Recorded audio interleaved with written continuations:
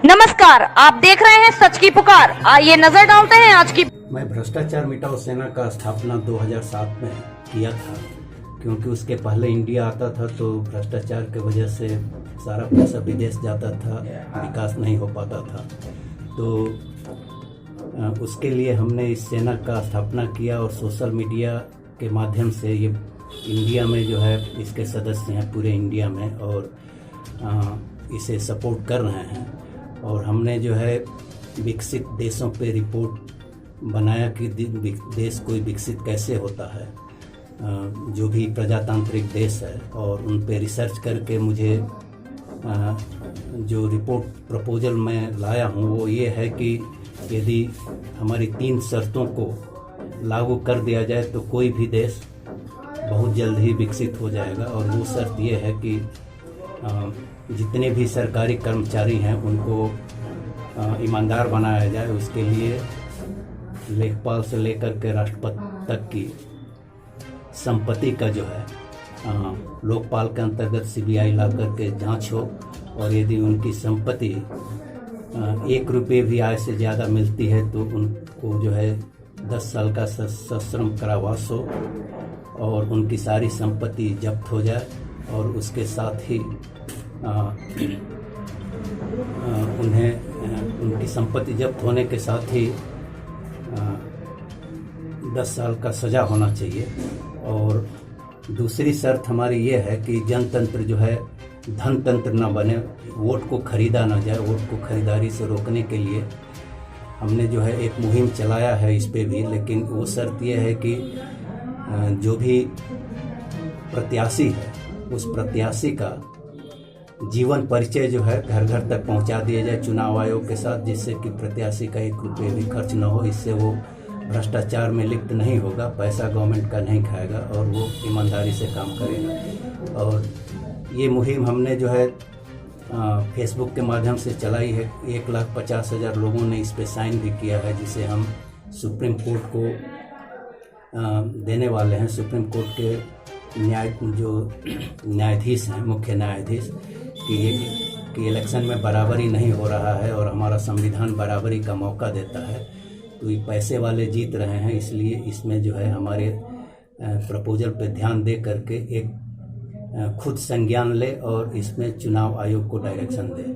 और तीसरी हमारी मांग ये है कि न्याय में देरी जो है अन्याय है। जब तक न्याय को त्वरित नहीं किया जाएगा तब तक जनता खुश नहीं होगी और भ्रष्टाचार रोका नहीं जा सकता है। इसके लिए जो है एक तय समय सीमा हो किसी भी केस के लिए, और तय समय सीमा में यदि निर्णय नहीं आता है तो न्यायाधीश, वकील और जो भी जांच अधिकारी है उन पे जुर्माना लगाया जाए। और जुर्माने की राशि पार्टी के मुखिया से बात करूंगा। इन 3 प्रपोजल को यदि वो अपने घोषणा पत्र में डालते हैं तो हम उनका समर्थन करेंगे और धन से भी उनका प्रचार प्रसार करेंगे हुई। और उन्होंने कहा है कि हम इसको जो है अपने पार्टी के कोर टीम में उठाएंगे और जो भी निर्णय होगा वो बताएंगे। यदि घोषणा पत्र में शामिल हो जाएगा तो हम आपसे मदद लेंगे और बेलथरा रोड में भी आएंगे। तो आपका भ्रष्टाचार मिटाओ सेना क्या चुनाव लड़ने की भी तैयारी कर रहा है क्या?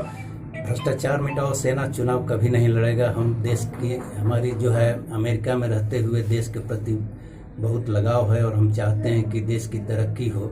लेकिन जिस तरीके से कोई भी सरकार चल रही है, या तो बीजेपी चला रही है या कांग्रेस चला रही है, उसी सिस्टम को चला रहे हैं जिस सिस्टम को 70 सालों से यूज किया जा रहा था। तो हमने देखा है कि इस सिस्टम से हम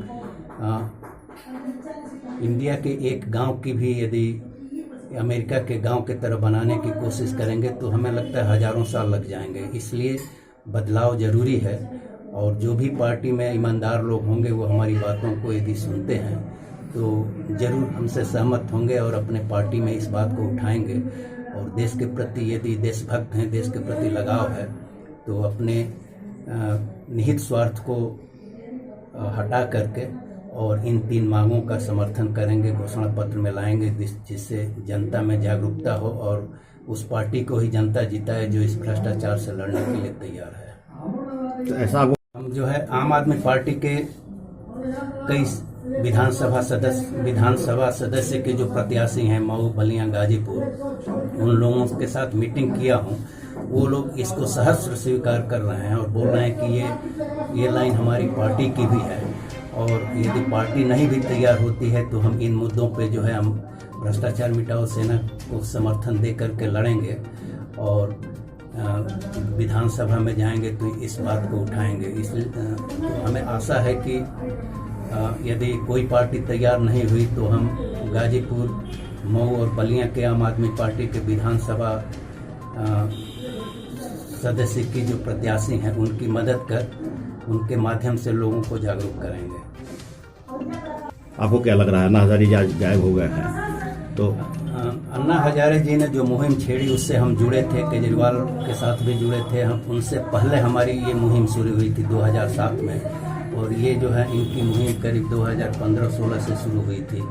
तो इन लोगों में जागरूकता हुई। हमारे भ्रष्टाचार मिटाओ सेना की जो भी मीटिंग होती थी और जो भी प्रपोजल आते थे सभी पार्टियों को, सभी एनजीओ को भेजा जाता था, तो लोगों में जागरूकता हुई और एक बहुत बड़ा आंदोलन हुआ और इस आंदोलन से लोकपाल बना। कांग्रेस ने कानून भी पास कर दिया, लेकिन तकलीफ तब होता है कि 7 सालों में मोदी सरकार ने जो है उस लोकपाल को अभी तक लागू नहीं किया है और अभी तक उसकी सीबीआई के साथ कहीं भी कोर्ट बना नहीं है। तो इसलिए दुख होता है। और चूँकि अन्ना जी के पार्टी से कुछ लोग जो थे अलग होकर पार्टी बना लिए, तो हमें लगता है कि उनमें अब उतनी ताकत नहीं रह गई है। लेकिन हम जो ट्रंप की रिपब्लिकन पार्टी हमने ज्वाइन कर लिया है और मैं एक दिन मुझे सीनेट का भी टिकट मिलेगा और मैं वहाँ का भी एमपी हो सकता हूँ, इसलिए हम वहाँ की राजनीति में शामिल हो गए हैं। लेकिन हमें बहुत समय अब मिलेगा। मैं 3-4 महीने प्रति वर्ष जो है इंडिया में रहूँगा और इस मुहिम को बढ़ाऊँगा। तो क्या ये माना जाए कि भारतीय भ्रष्टाचार के खिलाफ लड़ते हुए आप अपनी राजनीतिक मजबूती अमेरिका में अपनी मजबूती बना रहे हैं, अपनी पहचान बना रहे हैं वहाँ? अमेरिका में तो मुझे पहले ही रिपब्लिकन पार्टी में मुझे स्थान मिल गया है और मैं एडवाइज़र भी रह चुका हूँ ट्रंप का। और तो मुझे इंडिया में कुछ भी करूँ तो उसका असर वहाँ नहीं होगा, उसका फल मुझे नहीं मिलेगा। लेकिन मैं चाहता हूँ कि अमेरिकन सिस्टम है, जिस तरीके से लोग वहाँ पे खुशहाल हैं, भ्रष्टाचार आम जनता के लेवल तक नहीं है। भ्रष्टाचार तो वहाँ कहीं भी दिखाई नहीं देता है, लेकिन उच्च लेवल पे होगा भी तो उसकी सही तरीके से जांच होती है कोर्ट के माध्यम से और बख्शा नहीं जाता है। तो वो सब चीज़ देख करके मैं चाहता हूँ कि यदि मेरा प्रभाव वहाँ हुआ तो उसके माध्यम से इंडिया में भी प्रभाव डाल सकता हूँ और हो सकता है कि हमारी बातों को और पार्टियां जो हैं और मजबूती से सुने। अभी तक यदि जिनको हमारे बारे में पता नहीं है, जानती नहीं है, लेकिन एक बार मैं सीनेट या सेक्रेटरी बन गया किसी रिपब्लिकन पार्टी के प्रेसिडेंट का, तो हमारी कुछ वजूद होगा, कुछ वैल्यू होगा और मैं इंडिया में परिवर्तन ला सकता हूँ। धन्यवाद।